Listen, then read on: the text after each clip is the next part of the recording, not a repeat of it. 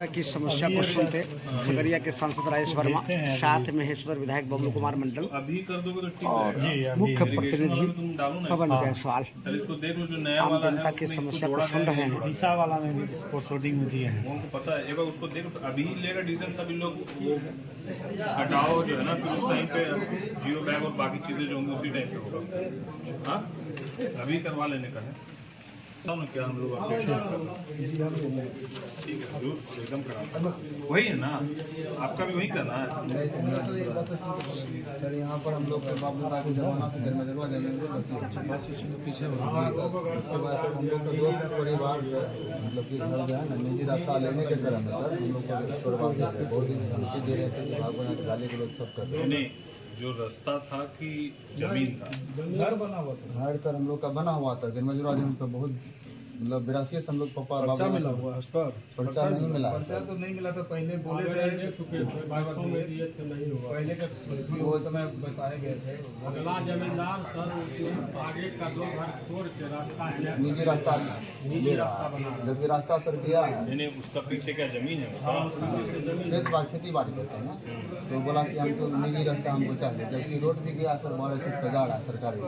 तो इसमें आप सीओ किस पदाधिकारी के पास गए सर, क्या बोले पदाधिकारी? बोले जाओ ना उसको पैसा काटना है, तो कारण जो है ना मतलब कि उसको पैसा बर्बाद करने दो, तुम लोग को कोई दिक्कत नहीं। बार जैसे कल हमारा लोकसभा का सदन जो है वो पूर्ण हुआ, उसके बाद आज हम लोग अपनी लोकसभा में हैं और कई ऐसे हमारे एनडीए के और खगड़िया लोकसभा के हमारे अभिभावक हैं जिनके यहाँ पर दुखद जो है घटना हुई, निधन हुआ। उन सभी परिवारों से हम लोग एक तरफ मिलने जाएंगे, वहीं दूसरी तरफ सिमरी बख्तियारपुर में करोड़ों की योजना का हम लोग आज शिलान्यास और उद्घाटन भी करेंगे। वहाँ डिग्री कॉलेज का निर्माणाधीन डिग्री कॉलेज का निरीक्षण भी करेंगे।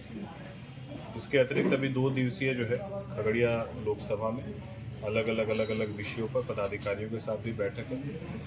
कुछ केंद्र सरकार की जो योजना है जिसको लेकर पत्राचार किया गया था उसको लेकर भी पदाधिकारियों के साथ बैठक करनी है, जिसमें तमाम आगे की रूपरेखाओं को लेकर बात होगी। महेशकूट में जो आरओबी अभी तक शुरू नहीं हुआ उसको लेकर भी एक हमारी बैठक है। तो तमाम खगड़िया लोकसभा से जुड़ी हुई समस्या और जो हमारे खगड़िया लोकसभा के जितने भी हमारे जनता जनार्दन हैं उनकी समस्या को सुनते उसके समाधान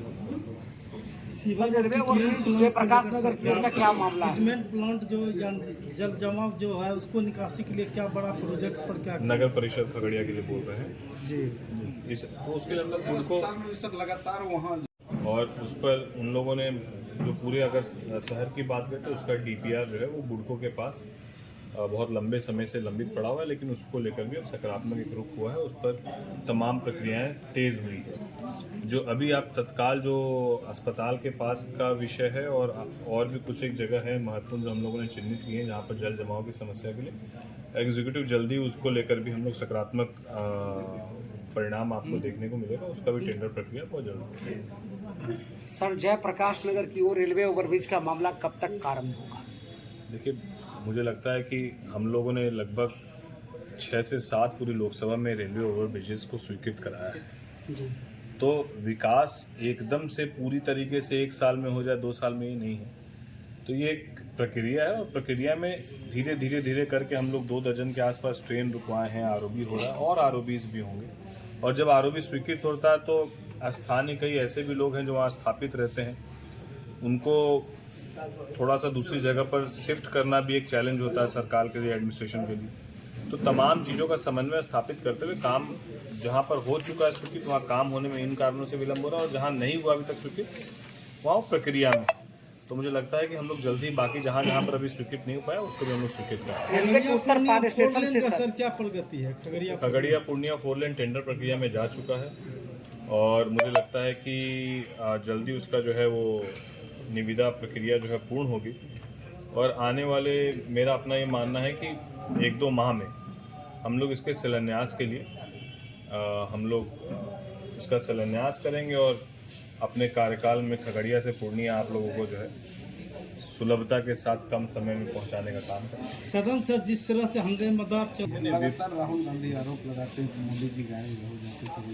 देखिए क्या है कि रास्ता बदल लेते नहीं, अब वो व्यक्ति आरोप लगा रहे हैं जो स्वयं जो है तमाम महत्वपूर्ण विषयों पर सदन में दिखाई देते हैं, लीडर ऑफ अपोजिशन, और बात करते हैं कि संविधान और नियम से जो है ये देश चलता है, और खुद जब बजट के ऊपर हर पार्टी दल तय करता है कि हमारे पार्टी से कौन पहले बोलेगा और कौन कौन बोलेगा। कांग्रेस ने स्वयं इस बात को तय किया कि बजट में शशि थरूर जी उनके तरफ से बोलेंगे, और जब स्पीकर साहब शशि थरूर जी का नाम लेते हैं तो राहुल गांधी जी खड़ा होकर बोलते पहले हम बोलेंगे।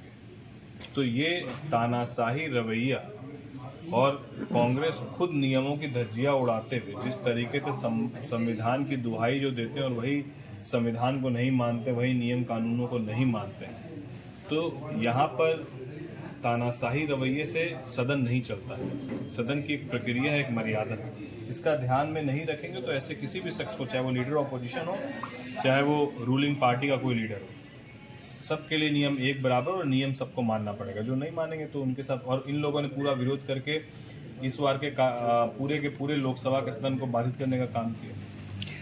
सर एक सवाल होगा, जम्मू कश्मीर के पुनर्गठन का क्या मामला? देखिए तमाम चीज़ें, जेपीसी की बैठक अभी हो रही है, कमेटी चल रही है, चर्चाएं चल रही है, जब एक उस पर कंक्लूजन पे आएंगे तब उस पर। सर इन दिनों एक तो एप्स्टीन फाइल में तमाम एजेंसी लगी हुई है, तो जिसमें कोई जब तक कोई प्रमाण, कोई ठोस जो है, कोई मोदी जी का नाम आता है। क्या चीज़ में आता है ये भी तो महत्वपूर्ण है। हम किसी का भी नाम ले सकते हैं, लेकिन नाम लेने मात्र से चीज़ें साबित नहीं होती। इस दुनिया में आरोप किसी पे लगाया जा सकता है, साबित हो तब उस विषय पर कोई जवाब देना उचित होगा। सर नीट मामले में जो उद्देश्य ये है कि समस्या का समाधान हो पा रहा है कि चले बहुत सर दो घर खुले आसमान में रह रहे हैं सर हम लोग। जनता की समस्या को चलते चलते भी सदर विधायक के साथ साथ लोकसभा के मेंबर और सांसद राजेश वर्मा सुन रहे हैं, और इस तरह की तस्वीर हम आपको दिखा रहे हैं। जिस तरह से समस्या से रूबरू हो रहे हैं, सबकी समस्या को सुन रहे हैं, ये काबिल तारीफ है।